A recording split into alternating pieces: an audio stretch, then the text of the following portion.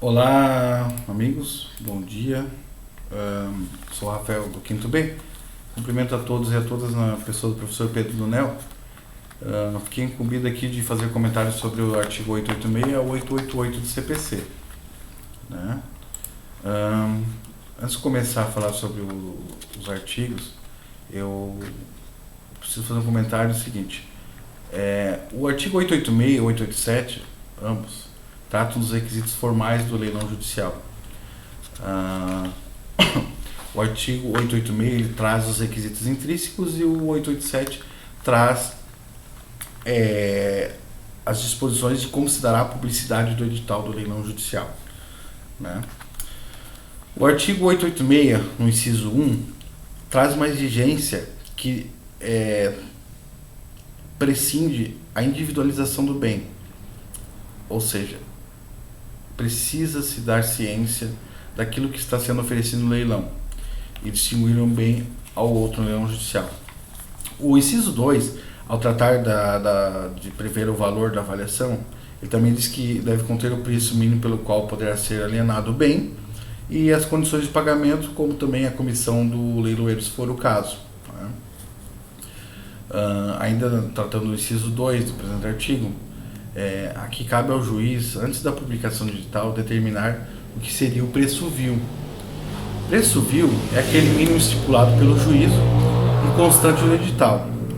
Se o juízo for omisso na estipulação do preço vil, será aquele inferior a 50% da avaliação do bem, conforme artigo 891, parágrafo único do CPC.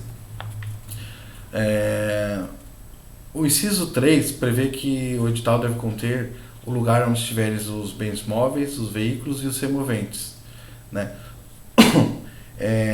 A justificativa para esse dispositivo ela é simples. O interessado deve ter pleno acesso ao bem antes do leilão. Esse inciso ele não faz referência aos bens imóveis, porque seria daí duplicidade de informação, porque sobre os bens imóveis essas informações estão constantes, lá no inciso 1 do 886, que já obriga o edital a conter as informações bastantes para que os interessados analisem o bem. O inciso 4 do 886 ele traz duas modalidades de leilão judicial, sendo aquele por meio eletrônico, o qual deve constar no edital o sítio da rede da internet, o período, e se ele for presencial o leilão, deve constar o dia, a hora e o local da realização. No que tange a definição do local físico da realização, esse local é definido pelo juízo da execução, né, conforme artigo 882, parágrafo 3º do CPC também. Né? Isso. O inciso 5, ele trata de uma economia processual, o princípio da economicidade processual. Pois assim, se frustrado o primeiro leilão, né, se não houvessem interessados no primeiro leilão, não faria sentido fazer todo um novo procedimento, toda uma nova publicação de edital. Então, se a lei não dispuser em contrário também, o prazo entre o primeiro e segundo leilão deverá ser feito pelo juiz. Também respeitado o prazo de 5 dias de publicação. O intervalo também não pode ser longo demais nem curto demais, né? Curto no sentido de atrair, para que atraia mais interessados, e não longo demais para não perpetuar a situação, né? O inciso 6 ele trata da condição jurídica do bem penhorado. Isso é de extrema importância para aquele terceiro interessado na arrematação. Por isso se faz necessário conter no edital a existência de ônus, recursos ou processo pendente sobre o bem leiloado. O rol, é importante salientar, o rol de informações nesse inciso ele é exemplificativo, sendo que quaisquer outros gravames que estejam sobre o bem, que não estejam mencionados, também devem ser definidos e colocados no edital. Por quê? porque só assim o adquirente poderá calcular se haveria benefício na aquisição, na arrematação, né, do bem, e se resguardar nos seus direitos. Já tratando do artigo 887, ele trata de como se dará a publicidade do edital. Então, o leiloeiro público designado adotará as providências para ampla divulgação da alienação.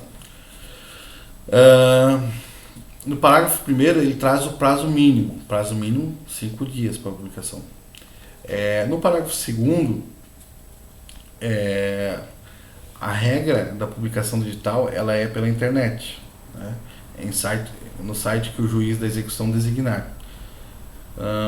Se possível, também deve trazer a foto do bem e também deve conter toda a designação do bem. Por quê? A foto, ela dá mais curiosidade àquele interessado. Ele vendo a foto, ele vai achar muito mais interessante participar do processo de arrematação, né? Ou participar do leilão, certo? O parágrafo 3º, ele fala sobre não sendo possível a publicação na rede mundial de computadores, edital, aí o juiz ele pode publicar na sede do juízo ou em jornal de grande circulação. E isso só serão feitas se possível a divulgação pelo meio da internet, ou se o juiz entender que a publicação pela internet não seria ineficaz devido à realidade lá da sede do juízo, onde ocorre o processo. Também deve ser observada aqui a regra do prazo de 5 dias antecipados da realização do leilão.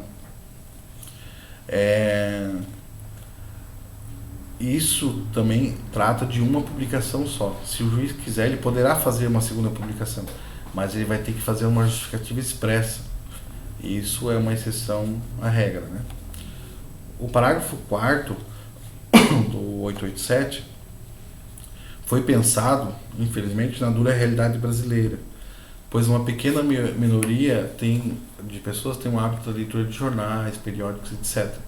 Então, acabam recebendo informações por outras mídias. E esse dispositivo dá ampla liberdade ao juiz de dar publicidade ao leilão, pois se o juiz perceber que o edital de jornal, mesmo que de grande circulação, não chega ao número considerado de interessados, ele pode fazer por meio de mídias rádio-televisivas, né? O parágrafo 5º do presente artigo trata da publicação daqueles editais de móveis, bens imóveis e de veículos, para que eles sejam feitos lá naquela seção do jornal ou da mídia destinada à publicidade de outros bens semelhantes. Por quê? Porque ali naquela seção haverá interessados naqueles bens. Então o cara está procurando um carro e ele vai lá na seção do carro e olha, vai ter um leilão judicial de determinado veículo. Então, esse dispositivo faz com que aguce o interesse e que chegue essa informação à pessoa certa ou a potenciais arrematadores, certo? E assim é o caso dos bens imóveis também, né? O parágrafo 6º do presente artigo, ele trata da economicidade processual também. O juiz pode determinar a reunião de publicações de listas de referentes a mais de uma execução, vários bens de determinadas execuções, fazendo isso em um único edital, dando economicidade ao processo, né?